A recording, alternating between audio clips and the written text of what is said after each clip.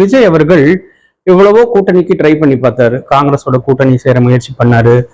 பாண்டிச்சேரியில திரு ரங்கசாமி அவர்களோட கூட்டணி சேர முயற்சி பண்ணாரு.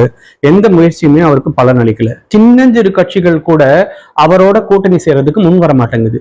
சமீபத்துல ஆரம்பிச்ச பூத்தா மமுக, அதாங்க திருமதி சசிகலா அவர்களுடைய கட்சி, அவங்க கூட இவரோட சேர முன் வரல. போய் திரு ராமதாஸ் அவர்களை சந்திச்சு 2 பேரும் ஒரு கூட்டணி அமைச்சிட்டாங்க.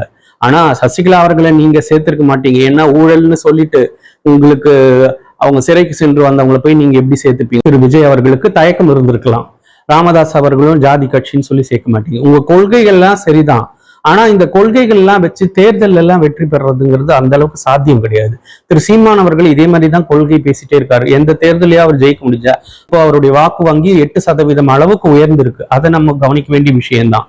அந்த வாக்கு சதவீதத்தை மட்டும் வச்சுக்கலாமே தவிர தேர்தலில் வெற்றிங்கிறது எந்த அளவுக்கு சாத்தியம்? அதுக்கு இன்னும் எவ்வளவு காலம் ஆகும்? திரு சீமான் அவர்களுக்கே இன்னும் எவ்வளவு காலம் ஆகும்னு நமக்கு தெரியல.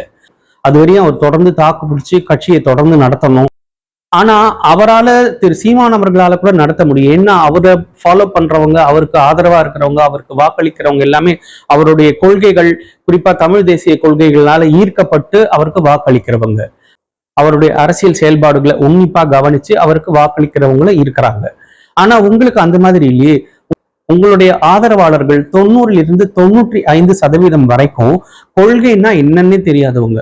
அவங்களெல்லாம் வச்சுட்டு நீங்க எப்படி தொடர் தோல்விகளை சந்திக்க முடியும்? திரு சீமான் அவர்கள் சட்டமன்ற தேர்தல், நாடாளுமன்ற தேர்தல், உள்ளாட்சி தேர்தல், இப்படி எல்லா தேர்தல்களையும் சந்திச்சாலும் அவர் தொடர் தோல்விகளை தான் பெற்றுட்டு வராரு. அவருடைய வாக்கு வங்கி உயர்ந்திருக்கு, அவ்வளவுதான். ஆனா அந்த மாதிரி உங்களால ஒரு தோல்வியை தாங்க முடியுமா? உங்களுடைய தொண்டர்கள், அதாவது ரசிகர்களா இருந்து இப்ப தொண்டர்களா மாறி இருக்கிறவங்க உங்களுடைய கொள்கைகளால் ஈர்க்கப்பட்டவர்கள் இல்லை, உங்களுடைய கவர்ச்சியினால ஈர்க்கப்பட்டவர்கள். உங்களுடைய திரைப்பட கவர்ச்சியினால உங்க மேல ஒரு அபிமானம் வச்சு அவங்க உங்களுக்கு வாக்களிக்க தயாரா இருக்காங்க. அவங்களால ஒரே ஒரு தேர்தலை கூட ஒரு தோல்வியை அவங்களால சந்திக்க முடியாது.